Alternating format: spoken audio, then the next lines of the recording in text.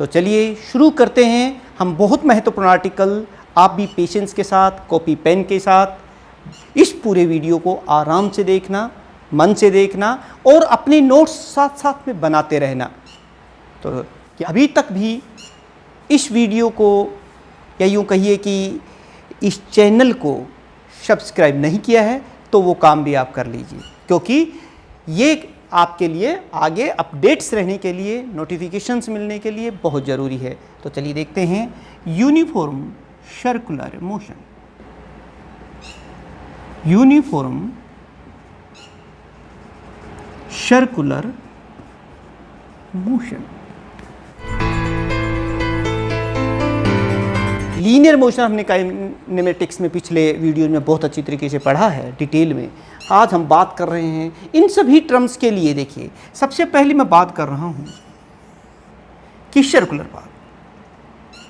अगर कोई बॉडी किसी सर्कल में घूम रही है तो हम कहेंगे कि वो सर्कुलर मोशन में है। यूनिफॉर्म का मतलब ये है कि वो एक समान स्पीड से मूव कर रहा है, उसकी स्पीड कांस्टेंट है। मैं यहाँ वेलोसिटी की बात नहीं कर रहा हूँ। वेलोसिटी की इसलिए नहीं कर रहा हूँ क्योंकि वेलोसिटी कांस्टेंट हो ही नहीं सकती, क्योंकि हर मोमेंट के ऊपर यहाँ पर डायरेक्शन बदल रही है। जैसे एक छोटा सा एक्सपेरिमेंट आप करें, एक पत्थर के टुकड़े के अगर आप एक रस्सी बांध कर ऐसे घुमा रहे हैं और अचानक रस्सी ब्रेक हो जाती है तो वो पत्थर का टुकड़ा ये है मान लो, और ये इसका रेडियस है, ये सेंटर है और ये बॉडी इसमें घूम रही है। अचानक यहाँ ये रस्सी टूट जाती है तो ये बॉडी कहाँ जाएगी? ये बॉडी इधर जाएगी। और अगर ये यहाँ पर टूटती तो ये कहाँ जाती? ये इस टेंजेंट के अलोंग इधर चली जाती। और अगर यहाँ होता तो क्या होता? ये इधर चली जाती। और यहाँ होता तो ये इधर चली जाती। मेरा मतलब ये है कि बॉडी हर मोमेंट पर अपनी डायरेक्शन बदल रही है। तो वेलोसिटी तो यूनिफॉर्म नहीं हो सकती, एक जैसी नहीं हो सकती, बट कांस्टेंट स्पीड हो सकती है। तो प्यारे बच्चों, हम यही यहाँ बात कहना चाह रहे हैं। अच्छा, दूसरी बात, डायरेक्शन बदल रही है लगातार। अब Newton's first law of motion में उन्होंने कहा था कि कोई बॉडी अपने आप अपनी डायरेक्शन को नहीं बदल सकता, तो कोई ना कोई तो फोर्स यहाँ है ना जो इसकी डायरेक्शन को बदल रहा है, हर मोमेंट पर बदल रहा है। उस फोर्स को हम यहाँ सेंट्रीपिटल फोर्स कहेंगे।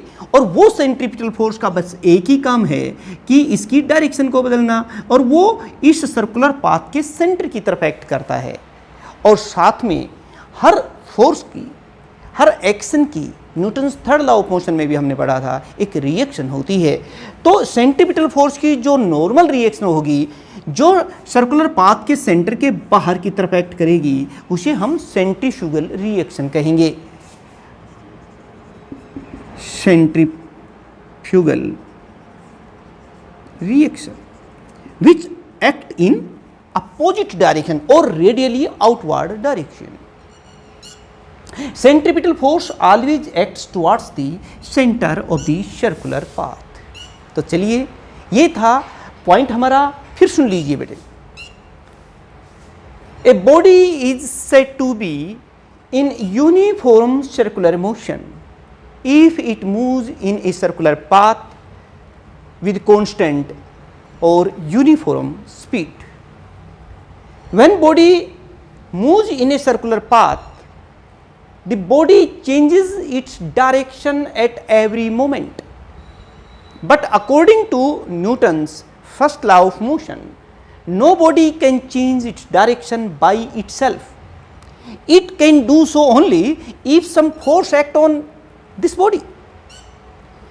This force which changes the direction of the body at every moment in the uniform circular motion is called centripetal force।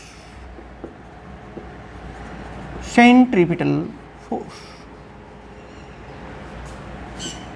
What is centripetal force? Centripetal force is the force, it is the force which changes the direction of direction of uniform circular motion at every moment. It always acts towards the center of circular path.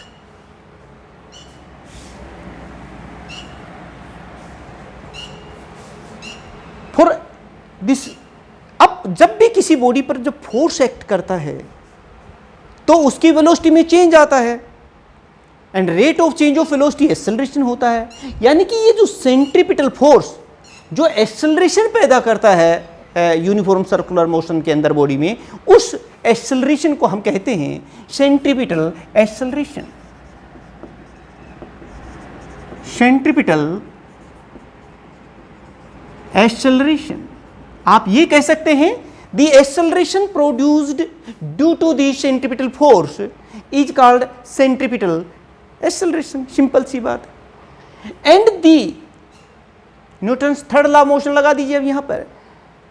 And the normal reaction of this centripetal force is called centrifugal reaction. इस term को हम क्या कहते हैं? अभी हम इन सब के फार्मूले ड्राइव करेंगे। सेंट्रीफ्यूगल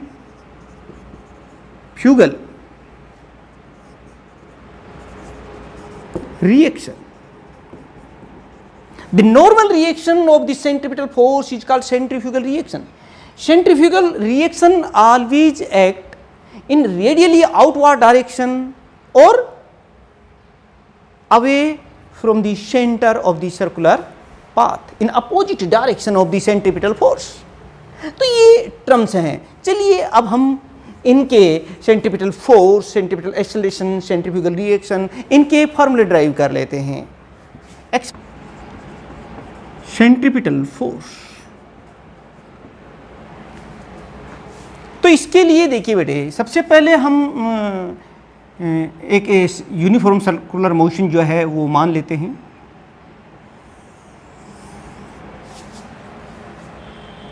कंसीडर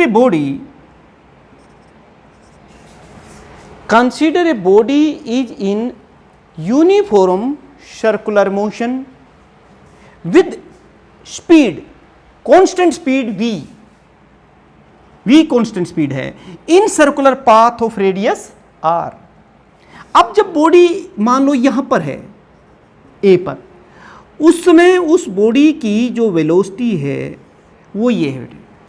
अब ये मान लेते हैं, ये देखिए v1 is the velocity, speed तो यूनिफॉर्म है, वो तो कितनी है v है, लेकिन जो वेलोसिटी है वो यहां पर कितनी थी? ए पॉइंट के ऊपर v1। थोड़ी देर बाद वो बॉडी पहुंच गई बी पॉइंट पर, ये है इसका बी पॉइंट। तो बी पॉइंट पर जब बॉडी पहुंची है तो ये देखिए बेटे, इस समय इसकी जो वेलोसिटी हो गई है वो हो गई है ये v2। v2 is the velocity of body at position B. और कितने टाइम में ये ए से बी तक पहुंची है? टी टाइम में। और थीटा जो है ये रेडियस ने एंगल बनाया है। तो शुरू में आप यही लिखेंगे कि consider a body is in uniform circular motion in circular path of radius R. v is the constant speed of the body.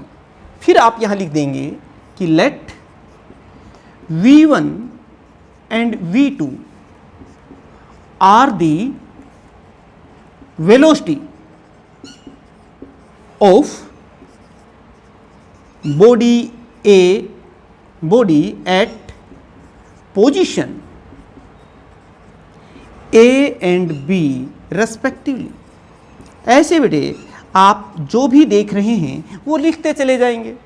और ये देखिए, यहां से यहां तक जाने में, ए से बी तक जाने में कितना टाइम लिया, यहां लिख देंगे t is the time taken from A to B, वो भी लिख देंगे फ्रॉम ए टू बी। तमाम बातें लिखने के बाद फिर देखिए बेटे आप क्या करेंगे, यहां पर वेलोसिटी कितनी है v1, टी टाइम के बाद वेलोसिटी कितनी हो गई, v2। तो चेंज तो हो गई ना, चेंज मैग्नीट्यूड में नहीं हुआ, डायरेक्शन में हो गया। तो चेंज कितना हुआ है, ये तो वेक्टर है ना दोनों, तो इन वेक्टर्स में चेंज को जानना पड़ेगा हमें। चेंज इन वेलोसिटी पर यूनिट टाइम वो क्या कहलाता है, वही तो एक्सेलरेशन होता है। तो चलिए देखते हैं ये v1 और v2 में कितना चेंज आया। उसके लिए इस डायग्राम के बाहर हम कोई एक p पॉइंट ले लेते हैं। Take a point p outside this diagram and draw the two vectors v1, जैसे एक वेक्टर हमारे पास ये v1 है और एक v2 through the point p। एक तो वेक्टर ये हो गया हमारे पास v1, ये डायग्राम पी क्यू वेक्टर ले लिया हमने, इस P से होता हुआ, P पॉइंट से होता हुआ, और एक V2 के ये देखिए, ये ना हम इसका मैग्नीट्यूड ना यहाँ पर हम ड्रा कर देते हैं। ये हो गया हमारा दूसरा, ये देखिए ये R, ये है V2। अगर ये थीटा है, ये देखिए अगर ये आ जाएगा, ये दोनों एक दूसरे थीटा 0 होते हैं हमें, तो ये एंगल हमारा थीटा भी हो जाएगा। और ये देखिए, ये भी लिख देते हैं। हमने क्या कहा कि to find the change in velocity in going the body from A to B, take an external point P, draw the two vectors PQ and PR equal to vector V1 and V2 through the point P। अब मुझे एक point बताइए, यहां पर इस triangle में देख लीजिए, अब चेंज आपको स्पष्ट आ जाएगा। इन ट्रायंगल PQR,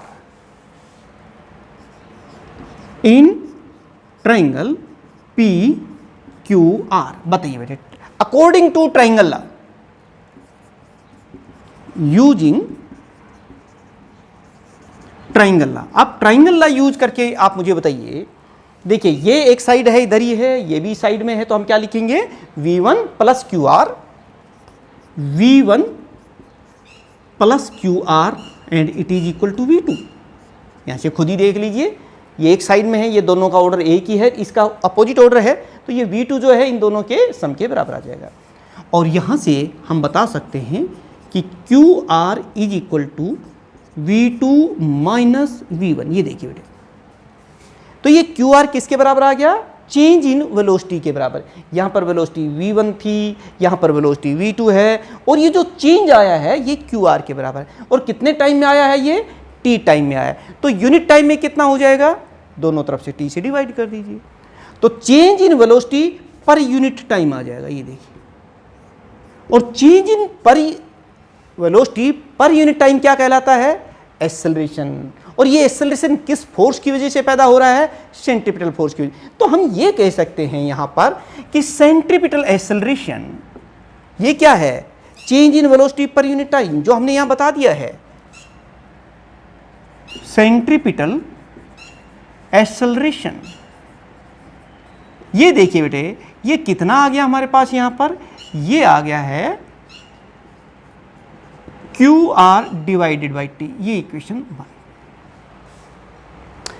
अब हम इस QR की जो वैल्यू है, ये देखिए QR किधर एक्ट कर रहा है, ये सर्कुलर पाथ के सेंटर की तरफ एक्ट कर रहा है। ये देख लीजिएगा, ये किधर एक्ट कर रहा है, सेंटर की तरफ। इसका मतलब जो सेंट्रीपिटल एक्सेलरेशन है वो सर्कुलर पाथ के सेंटर की तरफ ही एक्ट करता है, क्योंकि उधर ही सेंट्रीपिटल फोर्स है। अच्छा चलिए, इस QR की वैल्यू रख दे, कोई अच्छा नहीं लग रहा है कि QR बाई T क्या है, तो इसकी वैल्यू निकालने के लिए भी कोई दिक्कत नहीं आएगी। आपको दो ट्रायंगल्स नजर आ रही हैं यहाँ पर, एक ट्रायंगल है OAB, सिमिलर ट्रायंगल्स हैं, एक ट्रायंगल है PQR। इन सिमिलर ट्रायंगल कौन कौन सी, ट्रायंगल OAB, और एक ट्रायंगल है हमारे पास ट्रायंगल PQR। अब मुझे बताइए, जब सिमिलर ट्रायंगल्स होती हैं तो उनकी जो रेशियो होता है सिमिलर साइड्स का वो इक्वल आता है। तो यहाँ पर भी हम लोग देख के बता सकते हैं, ये देखिए AB divided by OA is equal to, इस ट्रायंगल में देखें तो यहाँ AB के इक्विवेलेंट कौन सी साइड है, QR, तो हम QR लिख देते हैं। और साथ में PQ के इक्विवेलेंट कौन सी है, V1, तो अगर हम खाली मैग्नीट्यूड की बात करें तो वो v है, क्योंकि पूरे मोशन में जो स्पीड है, वेलोसिटी का जो मैग्नीट्यूड है वो तो सेम है, ये लिख दिया।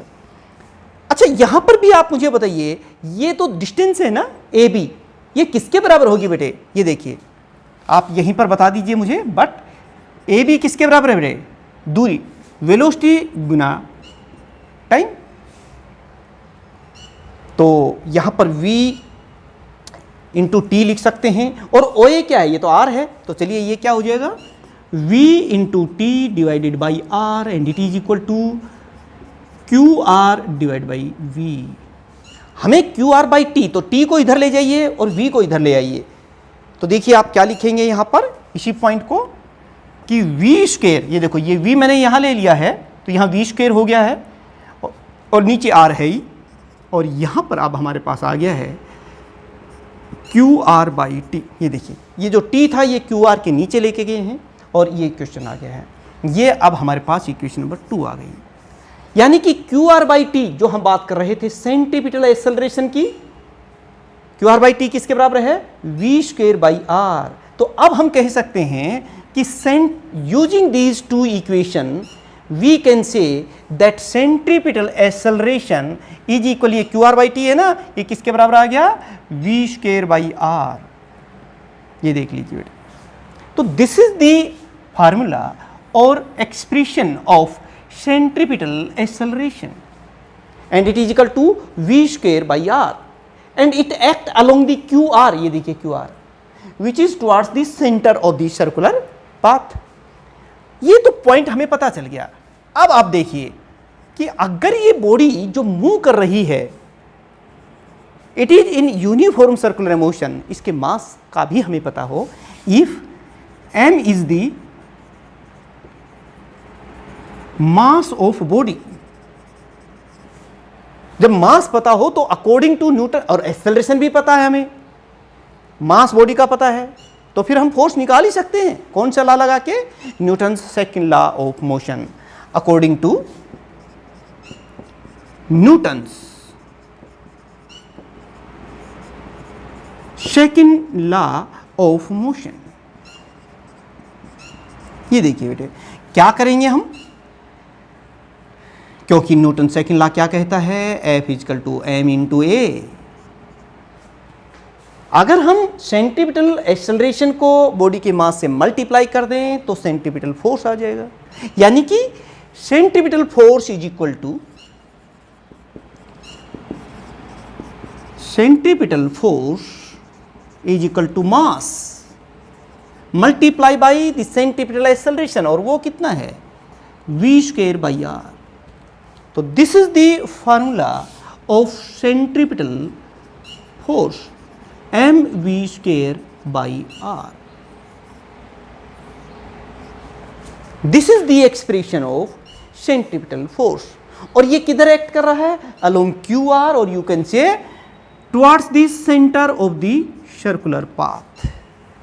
तो प्यारे बच्चों, ये इसको फिर आप अलग अलग फॉर्म में लिख सकते हैं। जैसे आप जानते हैं, पिछले वीडियो में हमने रिलेशन देखा था v equal to R omega. अगर हम इस फॉर्म में लिखना चाहते हैं तो v equal to R omega, तो फिर ये हमारा सेंट्रीपिटल फोर्स का फार्मूला क्या हो जाएगा? ये देखिए बेटे, F इज इक्वल टू, ये देखो v के स्थान पर जब हम आर ओमेगा लिखेंगे तो m into R square omega square divided by R. एक आर से एक आर तो ये कैंसिल हो गया, और हमारे पास एक फार्मूला और आ गया। ये देखिए m आर ओमेगा स्क्वेयर, ये भी देख सकते हैं। यही क्यों, आप और भी देख सकते हैं, हम जानते हैं, बट वी नो कि ओमेगा किसके बराबर होता है बेटे? 2 पाई म्यू। तो ये भी लिख सकते हो आप ओमेगा के स्थान पर। तो क्या कौन सा रिलेशन आ जाएगा? देखिए उसी को अगर ओमेगा के स्थान पर हम ये चीज़ लिख दें तो एक और रिजल्ट भी आ सकता है हमारे पास, m इंटू आर इंटू, और ओमेगा के स्थान पर ये, तो फिर 4 पाई आर स्क्वेयर। ये देखिए 4 पाई म्यू स्क्वेयर हमने ये लिख दिया है, तो ये भी एक रिजल्ट आ गया है। बट हम एक और बात भी जानते हैं कि जो म्यू होती है, फ्रीक्वेंसी जो होती है, वो रेसिप्रोकल ऑफ टाइम पीरियड के बराबर होती है, तो उस फॉर्म में भी आ जाएगा ये centripetal force. And it is equal to, ये देखिए 4 पाई एम आर और नीचे टी स्क्वायर। तो बेटे these are the expressions of the centripetal force in different forms, जिसको हमने ड्राइव कर दिया है। कोई मुश्किल नहीं। अगर आप पेन और अपनी कॉपी लेकर के, नोटबुक लेकर के चले हैं और इसको ड्राइव किया, देखा होगा, तो आपको ज़रूर समझ में आ गया होगा। मुझे नहीं लगता कि आपको कहीं पर भी कोई दिक्कत इसमें आई होगी। फिर भी आपको कोई भी पॉइंट्स आता है तो ज़रूर हमें अवगत कराएं, कमेंट्स में नीचे जा कर के ज़रूर दें। आप ज़रूर पॉइंट्स बताएं। जब तक इंटरेक्शन नहीं होगी, बताएंगे नहीं तो पता नहीं चलता है कि क्या चीज़ आपको अभी भी समझ में नहीं आई है। तो ये था हमारा सेंट्रीपिटल फोर्स का एक्सप्रेशन। ये बहुत इम्पोर्टेंट फोर्स है। इसकी बहुत सी डेली लाइफ में एप्लीकेशंस भी हैं। हम अब उन्हीं एप्लीकेशंस को करेंगे। नेक्स्ट जो हमारा वीडियो होगा वो applications of the centripetal force पर ही होगा। तो चलिए मिलते हैं नेक्स्ट वीडियो में, जिसमें हम बात करेंगे कुछ न्यूमेरिकल क्वेश्चंस, कुछ applications of the centripetal force. और तब तक आपका बहुत बहुत धन्यवाद और इनको आप पढ़ते रहिए। कितना छोटो ही चाहिए।